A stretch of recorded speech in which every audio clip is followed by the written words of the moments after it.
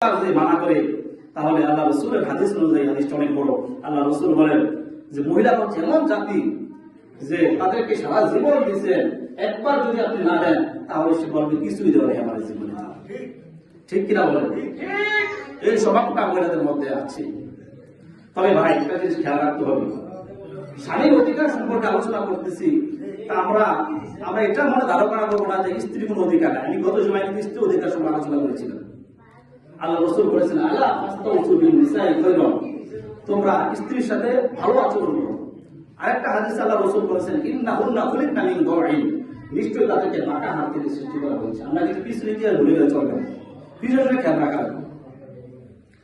তাদেরকে বাঁকা হাত দিয়ে সৃষ্টি করা হয়েছে। এটা কেন সৃষ্টি করা হয়েছে নিয়ে ব্যাখ্যা বলেছিলাম গত সময়। যাই হোক, ওই আলোচনা যাওয়া যাবে না। যে মহিলা হচ্ছে এমন একটা জাতি যে তাদেরকে আপনি সারা জীবন দিয়েছেন, কিন্তু একবার না দিবেন তারা বলতে আমার জীবনে কিছুই দেবো। এটা রসুলের হাদিস, হাদিসটা আমি দেখে আসছি, বড় হাদিস বুঝতে সম্ভব হয়নি। শুধু তাই নয়, তারা হচ্ছে তাদের স্বভাব হচ্ছে এমন যে তারা কোথায় কোথায় মানুষকে অভিশাপ দেয়। ঠিক কিনা বলেন? বাচ্চাদের নিজের সন্তানকে অভিশাপ দিতে চায় না, তুই মরস নাই তো আল্লাহ তুলে চলে দেয় না। মহিলা হচ্ছে এমন জাতি, এই জন্য তাদের সাথে ভালো আচরণ করা লাগবে এবং স্বামীর কৃতজ্ঞতা প্রকাশ করা লাগবে, কৃতজ্ঞতা আদায় করতে হবে, কৃতজ্ঞ হতে হবে। আল্লাহ রাসূল সাল্লাল্লাহু আলাইহি ওয়াসাল্লাম বলেন, একটা মহিলার সমাবেশে আল্লাহ রাসূল তালিম দিতেছিলেন। আল্লাহ রাসূল বলেন, ও মহিলারা, তোমরা বেশি বেশি করে দান সদকা করো।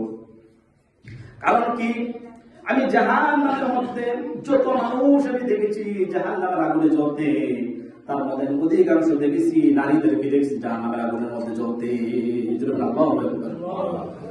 এক বুদ্ধিমতী নারী প্রশ্ন করলেন, ইয়া রাসূলুল্লাহ, ইয়া হাবিবাল্লাহ, নবী গো, জাহান্নামের মধ্যে মহিলাদের সংখ্যা কেন আপনি বেশি দেখলেন, তার কারণটা কি? আল্লাহ রাসূল বলেন, ও নারী, এই বেশি দেখার কারণ হলো দুনিয়ার মধ্যে তোমরা বেশি নাশুকরি করো এবং মানুষকে বেশি বেশি করে অভিশাপ দাও। এদের মধ্যে নাশুকরির প্রভাব বেশি এবং অভিশাপ দেওয়ার সংখ্যাটা খুবই বেশি। দেখবেন কিছুই হইলে কিন্তু হারাইয়া গেলে, কিছুই গেলে কেন অভিশাপ দিন, কেন অভিশাপ দিন।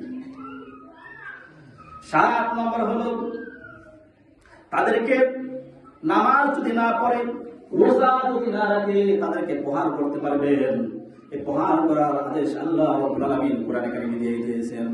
ওয়াল্লাযী তাখাফুনা নুশুযাহুন্না ফা'iদুহুন্না ওয়াহজুরুহুন্না ফিল মাদাজি'i।